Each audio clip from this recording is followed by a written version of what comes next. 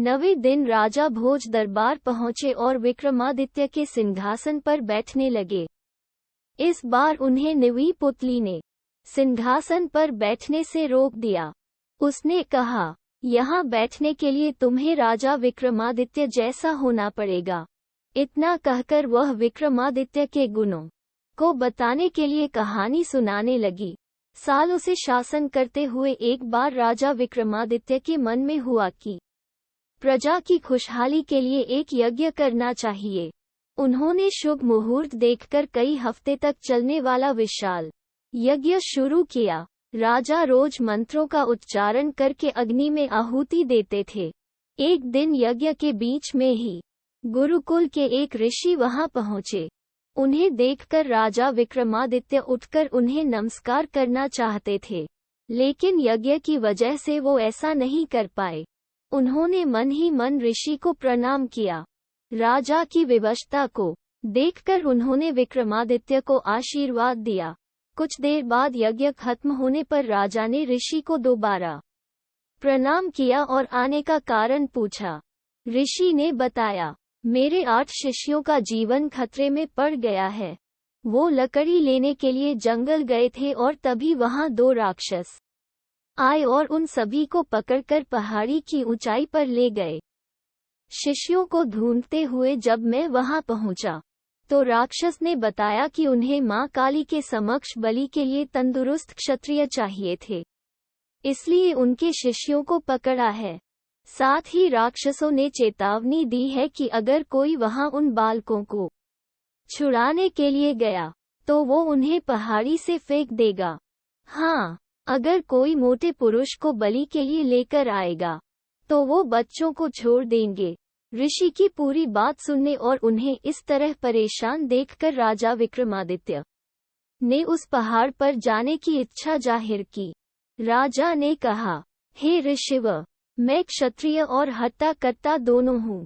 वहां जाकर मैं स्वयं मां की बलि बन जाऊंगा और आपके शिष्यों को राक्षस छोड़ देंगे। राजा की यह बात सुनकर ऋषि बहुत हैरान हुए। उन्होंने कहा, ऐसा नहीं हो सकता है। मैंने स्वयं को बलि बनाने का प्रस्ताव दिया था, लेकिन राक्षसों ने ठुकरा दिया।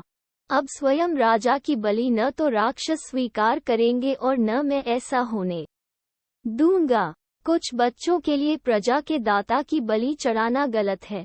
ऋषि की किसी बात को राजा ने नहीं सुना और पहाड़ पर जाने की जिद करने लगे। आखिर में उन्होंने ऋषि से कहा, देखिए, मान्यवर राजा का धर्म होता है कि वो प्रजा की रक्षा करे, चाहे उसके लिए राजा को अपनी जान ही दांव पर क्यों न लगानी पड़े। राजा का हठ देखकर ऋषि उन्हें अपने साथ लेकर चले गए। दोनों कुछ घंटों बाद पहाड़ की चोटी पर पहुंच गए। राक्षसों ने राजा विक्रमादित्य को देखकर पूछा, यहाँ आ तो गए हो, लेकिन शर्त के बारे में पता है न? राजा ने जवाब दिया, हे राक्षसगण, मुझे सब पता है। मैं अपनी इच्छा से ही यहाँ आया हूँ। अब जल्दी से सारे बच्चों को छोड़ दो। राजा विक्रमादित्य की बात सुनकर एक राक्षस सभी बच्चों को लेकर उन्हें पहाड़ी की चोटी से नीचे छोड़ आया। अब जीवन के अंतिम क्षण में राजा ने भगवान को याद किया और मां काली के आगे अपना सिर झुका दिया। तभी दूसरा राक्षस अपनी तलवार लेकर उनके सिर पर प्रहार करने लगा। राजा थोड़े भी परेशान नहीं हुए और लगातार भगवान का नाम जपने लगे। तभी अचानक राक्षस ने अपने हाथों से तलवार को नीचे फेंक दिया। सिर न कटने पर राजा ने जब पीछे मुड़कर देखा तो वो हैरान हो गए। दोनों राक्षस बहुत सुंदर युवराज जैसे दिख रहे थे। उस समय पर्वत की पूरी चोटी चमकने लगी और वातावरण में फूलों की खुशबू फैली गई। राजा कुछ समझ नहीं पाए और आश्चर्य से उनकी तरफ देखने लगे। तब दोनों ने राजा को बताया कि वो इंद्र और वरुण देवता हैं, जो उनकी परीक्षा लेने के लिए आए थे। दोनों देवों ने कहा, हमने तुम्हारी बहुत तारीफ सुनी थी, इसलिए देखना चाहते थे कि तुम अपनी प्रजा के लिए क्या कुछ कर सकते हो। अपनी प्रजा के लिए जान दांव पर लगाने में तुम संकोच करोगे या नहीं?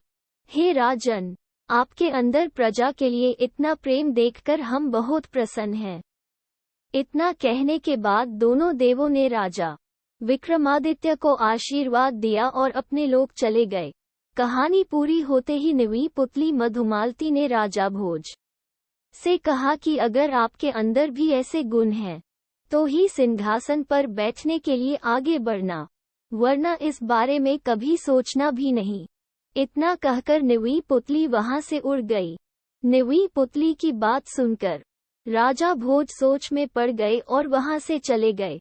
हिम्मत और साहस से हर परिस्थिति का सामना करना चाहिए। किसी को मुसीबत में अकेले छोड़ने की जगह उसे उससे बचाने की कोशिश की जानी चाहिए।